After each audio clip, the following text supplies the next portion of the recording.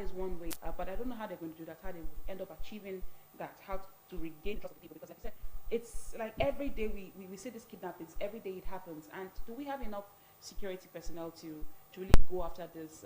That's another big question. This kidnappers. Look what is happening in Plateau State. Do we really have the personnel? Do we have the logistics? Do we have the ammunition that we need to go fight these bandits? That's another question. Some folks in Plateau State are even asking to have the right to carry firearms to protect themselves. I don't know if it's going to come to that, but the government has got to take action before Plateau State becomes a place that's inhabitable for a Nigerian citizen. Recently also in River State, the security agents did not live up to expectation. And I say that with my full chest as a journalist.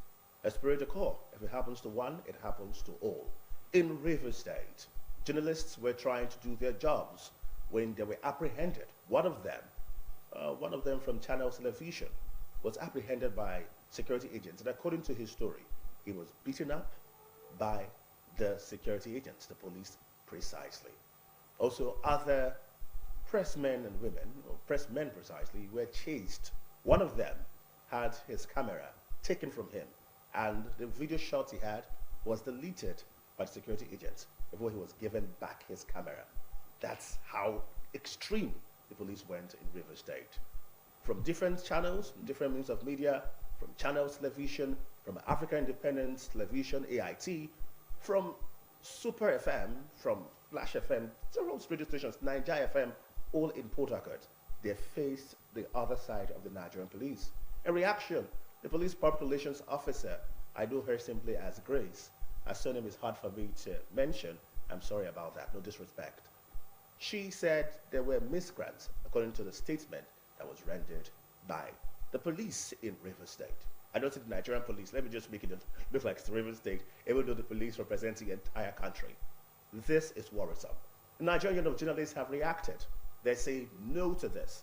We say no to this. We have the Freedom of Information right, the Freedom of Information Bill being passed. And we know we ought to do our jobs as journalists, go out there and get the shots and let the people be the judge of the situation. We are the fourth estate of the realm, and it's our duty to carry out what we're made to carry out with all diligence and sense of responsibility. What has happened in River State is a big embarrassment, not only to journalists, but to the Nigerian police. And the big call is for the police, the IGP, to ensure that this particular police officer, the one particularly who harassed the Channel Television reporter or cameraman, is gotten, reprimanded, and justice meted. That's the only way that we can have a sense of security. Although the NUJ have said they are not going to have, they are still going to interact with Nigerian police properly, but then you can imagine the threat and the fear from any other journalist in River State and the entire country. It is so shameful that at this point, this year, this era where we are, we're still having issues of journalists being brutalized by security agencies. It's really, really shameful, and it's so painful. And I don't think the NUJ should have a proper conversation. It should be, I wouldn't want to incite them, but the NUJ, the NLC Trade Union Congress in River State should really take up this matter. If they don't, such a thing would repeat. Do you think it's going to have 5 days media blackout? I don't know if that's strong enough, but it's going to repeat. There's going to be a repeat of this again if they don't take this issue very seriously. The security agencies should understand that the media, the journalists are not their enemies. We are doing a job that they cannot do. As security agencies, they can't speak on issues. If they see wrong going, if they see something happening, let me say government officials doing something that's wrong, they may not have the boldness to really come out and speak about it. But journalists will do that. Journalists will report such issues, and then when it is taken to court, maybe such a person is being taken to court and is proven that he's guilty, then security agencies can now enforce the arrest and prosecution of that person. So we are not enemies. We should be working together. There should be a close, a cordial relationship between security agencies and journalists, and not the other way around. So security agencies should not be used by some persons to intimidate and harass journalists. It is really, really shameful and really, really painful. I do hope that the NLC and the NUJ in River State, they don't let them sweep this matter under the carpet. They should seek justice for the channel's guy that was harassed and other journalists that were, chased. But they're not children, for crying out loud. They are the fourth estate of the realm. They're as important as security agencies in Nigeria. They're as important as the executive, important as the legislature and the judiciary. The fourth estate of the realm. It's really sad. And then even to the protesters in Rivers State, we heard that they were tear gassed. That was how it was described on the dailies.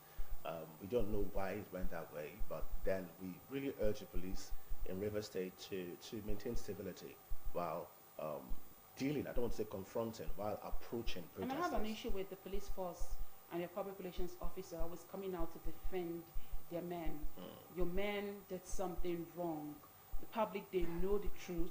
When you come out and you want to flip the script by saying that they were miscreants.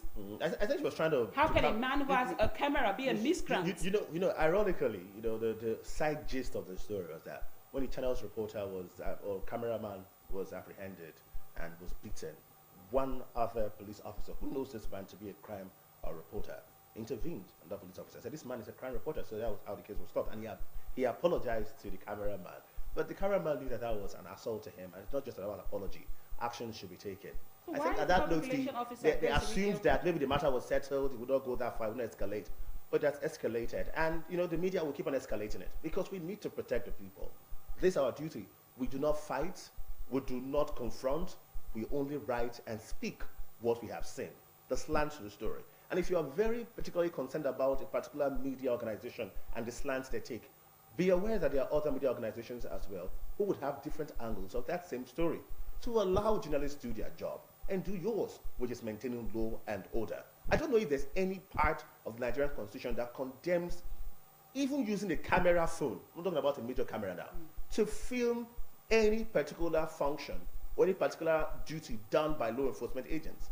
I say this because it has become a norm that even when you are traveling, and I see people just somebody's just browsing their phones, trying to pass time, and you see the driver telling the passenger, take your phones down, we're at the police checkpoint, take your phones down, army men here and there. And this effrontery that is something has slowly crept into the system from the military era. It's yet to leave. People are terrified, even just holding their phones to chat around police officers, around law enforcement agents in the country. And that should not be the order of the day. This is not a military country. This is a democratic country, and it should be one. I know that in Rivers State there's a sole administrator, and maybe that's why things are looking a little bit tougher than a democratic process. But at the same time, this is still a democratic country, and we must ensure that rights are protected and the Constitution stands supreme above every other person. Well, on that note, we say it's very important for you to study your Constitution, know your rights, study the law, understand also how the street works. Yes, go ahead. One funny thing about what you're saying, now know your rights, study the Constitution, just like the channels guy now. He is right. The channels guy who was assaulted. Yes. Now that he knows his rights, he knows that was an assault to him. Where does he go to? Who should he report to? Who should take up this matter? Well, if the police so knowing your rights, knowing your Constitution is a good thing. Please know them, regardless. But the truth is, we are supposed to report to a particular agency, right? The police was supposed to report to them. Should our rights be trampled upon, But then, there they are. Be the ones. They're the ones who are even denying us our rights. But the truth. That's why I laugh. I'm saying the truth, regardless, is that I have personally been with police officers, and knowing very well some of the rights that I have as a citizen of the country. I've handled situations where even the police officers were overwhelmed and did not believe what they saw due to my understanding of the Constitution and my streets understanding. You met police officers that were willing to... We can talk about that story behind camera. Because you met police officers that were willing to listen. They were not willing to listen. Police officers who were sane. Police officers who were not under the influence of alcohol, the drugs. Police officers who were maybe at the beginning they wanted to be unruly, but then when they saw you and they knew that this guy knows what he's talking about, they had self-control. Yes. There are officers who do not have self-control, who do not understand that citizens are watching. They just go ahead to do things, and that's why I clamor for regular checks. Like these officers should be checked regularly. They should know officers who are into drugs or officers who regularly take alcohol, because sometimes they're under this influence and they act unruly. You're just right. I observed the police officers and noticed that many of them were not under the influence of Yes. anything. And that was me being street smart. I also understood the Constitution of the Federal Republic of Nigeria, and that's me being book smart. So somehow I won that particular case, and I hope that you win anytime you're about to be intimidated. This morning on Street Talk, we're going to look at something really special. It is book smart versus street smart. Which one have you got? Or would you blend them both together and thrive in this country called Which Nigeria? is better? Go check The it out. question is, which is better? All right, let's go find Let's out. go find out.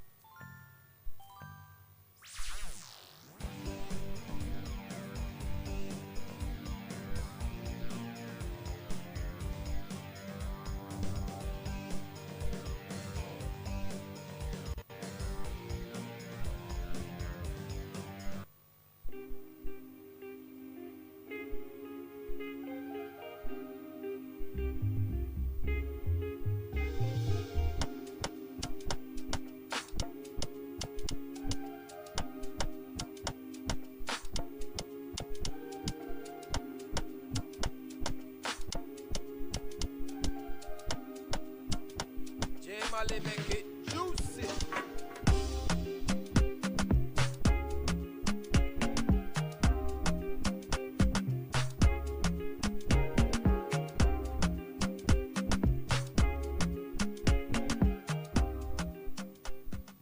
Hello, beautiful people of Asaba. This is Street Talk on Delta TV, the People's Pride. My name is Patience Ifere, and I'm on the streets of Asaba. Today's topic is street smart or book smart, which is more better?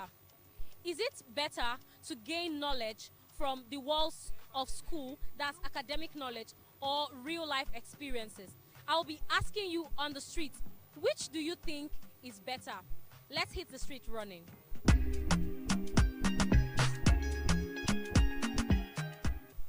So many persons have the mindset or have the view that going to school is not really important, or acquiring knowledge from school is not really important, but diving into business is far more important because that is reality, while some have an opposite view about it. So sir, I'll be asking you today, what do you think is important? Do you feel the knowledge gotten from school is actually important than the real life experiences gotten on the streets?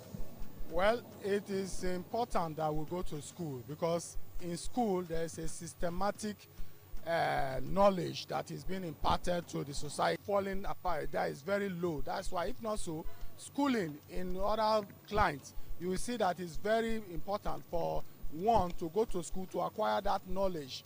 Then you can also acquire knowledge in the streets. You can acquire knowledge in the street, but that of schooling is very important. Nobody can take that away from us. Thank you very much, sir. So you're saying that acquiring both is very important, but the one which is more important is the knowledge gotten from the four walls of school. Yes, yes. There's no two way about it. Because when you go to school, it's just like training your body. Are you getting me?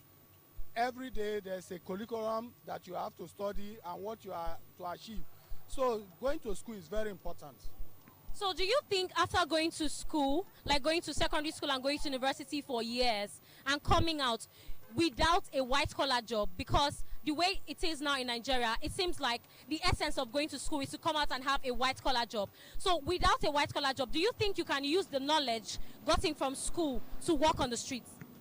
Yes, definitely you can use the knowledge gotten from the school, because when you go to school, acquiring knowledge is not something that you just get it one day. But that school is the foundation. When you have that knowledge in the school, you can use it in the street. Just imagine somebody who cannot write. Look at signboard in this street now. If you cannot read and write, can you know what that signboard is saying? Like me, when I travel out, when I go to a place, I will just look at the signboard, the signpost. They direct me. If I don't know how to read, can I navigate myself? No, I cannot. So it's important to go to school to get that foundation before you can now use the one in the streets. Thank you very much. Do you also encourage skill acquisition while going to school? Yes, you can acquire skill, yes, because to make ends meet, like in Nigeria now, most of us who are, what we learned from the school is not what we are practicing today, because that is not what is giving us money. We are into another thing. That is the street smarts we are talking about, sir. No, it's not street maths. You see, the knowledge I have in the school, that is what makes me to have that knowledge in the street. The street cannot educate you to know how to read. That is just the basic truth. And if you don't know how to read and write, there's no way you can navigate the world. Thank you very much for your honest reply, sir. Have a great day. Thank you. Do you think the Nigerian educational system helped the young people to thrive well in reality? Nigerian educational system currently, with the way I'm seeing it, because I have kids going to school, with the way I'm seeing Nigerian educational system, it doesn't really help young people to thrive well in reality. Reason because the educational system, like when we were going to school, the educational system then was really what it should be. Like they will teach you the theory of what you should learn, then they will still teach you the practical aspect of it. But nowadays, like what I'm seeing now in educational system is a no for me. Then coming to in the educational system, that time we used to go to school, you will get education, you will still get discipline. But these days in the educational system, the discipline is no longer there. The discipline is no longer there. Educational system is good. I'm not saying education is not good. Education is really good. But then that street real life experience is still top notch. Because in school, they don't teach you what you're going to face out there. They only teach you book, you learn about, read book, do assignments, do the projects. It doesn't teach you the reality of life. Because if education is teaching the reality of life, I'm not sure our youth will be going into all sorts of fraud to make money. Because when they come out of school, they will come out to realize that this real life this is not what we read in school. You understand? So the educational system of Nigeria currently is not helping our young people to thrive well in real life. Because real life is different. The reality of life is different from what we are learning in school. It's quite different. So if there is any way they will chip into the educational system where you will have to face the practical aspects of life while you are in school, like teaching all these handwork projects, like learning hand, because most of our children now is only handwork that thrives now. Just no jobs anywhere, no employment. After school, you come out and you be like you're starting afresh, to start hustling for yourself, starting to learn handwork, and that handwork is what is going to start feeding you. You can't be like your certificate is of no use. You understand? Like I'm here, I'm a caterer, but that was not what I learned in school. I learned computer and biology in school. When I finished school, there was no job. Even when I was in school, the computer aspect, I wasn't even practicing it. I don't even know how to on computer. But I'm a computer student that learned computer for 4 years. I don't even know how to on computer. If not for phone, that now gave me Access. aspect part of computer, I wouldn't have known how to operate computer. But I read it in school for 4 years. So I now come out to start learning how to do catering again, to start making snacks. That's what I'm selling to use to feed me and my children. You understand? So now our education to try how to inculcate the aspect, this reality aspect of life into the educational system. That is when these children are out of school, they will be very balanced to face life. They won't have to start afresh again, start learning this, learning why they didn't learn it in school. And by then, age will no longer be on your side. You understand? Thank you very much, Ma, for your wonderful contribution. You have told us that you are actually a good mother and you understand both street smart and book smart. Thank you very much. Have a nice day, Ma. Bye.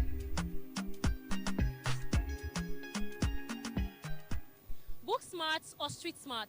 Which do you think is preferable? The knowledge gotten from real life experiences or the knowledge gotten from the four walls of school, sir? By the special grace of God, I thank God for today and for you people coming out to ask this kind of question. School smart, there's no way you can compare it with street smart. School Smart is 100% better and better and better today, tomorrow, and next tomorrow. And I know with education, you can go to a length. But the only thing to me I understand is that we have allowed the Western world to overpower us with some of the things that are coming out. When you look at today, when phone came out, people started misbehaving. When phone came out, people does not listen to whichever thing that's going in the class. Can you imagine that a lecturer in the class will be teaching, a teacher in the secondary school, but a child will be interested on the phone, and during the examination period, he will face the phone. But if really in the olden days, time we attended school, if you don't pay attention to your teacher or to the lecturer, at the end of the day, have yourself to be blamed. Before in the primary school, secondary school, you will have what we call fail and fail out. But today, it is not like that. Somebody can go and maneuver. But if you pay attention in the classroom, you come out in a flying color. And the families that not expecting something from your family, if you come out from a poor family, you see people respecting your father, respecting your mother. And if you become a lawyer or a doctor, you know your mommy's name and your daddy's name will change. Nobody will remember their name again. It's Mama Lawyer, Mama Doctor. And so the thing is, so School Smart is 100% better than the Street Smart. So in a case where someone comes out, like your child graduates from school and probably studied medicine and he's now a medical doctor, and there is no place for him to function, meaning that there is no job for him to go to practice what he studied in school, what do you say about it? That's the reality of life now. Automatically, you hit another point. What you need to do is to look for something alternative. There are many people. I'm a qualified engineer, petroleum, but today I'm into paint production. I have to leave that one and look for something that will be better to me and my family. I will not leave my family alone to stay like that, or for me to go and look for something that will not benefit me. Look at today. I remember years back, some kind of name came out, say 419, 419, 419, 419. Today they are not there because they are lazy. I use the word lazy. If you are not lazy, you will not be looking for quick money or for quick anything that will benefit you. Rather, say, let me go and grab something that even if tomorrow you can take your child along and he or she will learn that thing. And like the other person said, he said today, formerly she doesn't know about computer, but today she's computer literate. And she went into catering, and catering is still giving her something. And I believe that that one is more better than if you come out, you have nothing doing, look for something that will benefit you anytime, any day. And that's the encouragement I'm giving to parents so that they give it to their children. So you're saying in essence that both is actually very important, but you have to balance it, and you should have like, it will have to do with stages. You have to go to school first and then decide to learn a skill, which when you come to the reality of life, you'll be able to navigate the it. school knowledge is the first before any other thing follows. Unless the school that has the opportunity to teach both practical and the theory. If that practical is not in your school, when you come out, look for something to do. There are people today, they are graduates, but when they traveled abroad, they have to employ themselves, engage themselves as a driver there overseas, and they're making the money. But formerly, they were not drivers. But today, with that driving job, they're in Canada, they're in UK, and their colleagues in Jesus' name. Amen. Thank you, sir. Do you think the knowledge gotten from the streets, that is real life experiences, is far better than the knowledge gotten from the four walls of school? Yeah, actually, I think real life experience matters, and that's what makes the elderly people more wiser than the younger ones, because they've seen these things happen over time and happened again. I think that's what I would say, that the streets will teach you better than the four walls of the school will do anytime. So what can you say about people who have actually learned from the street, just like you said, the elderly ones, but still they want their children to also go through the four walls of school, not starting from the street. You don't go to school, don't get the knowledge. If you add with the knowledge, if you add what you learn, for you constantly they do business, abi.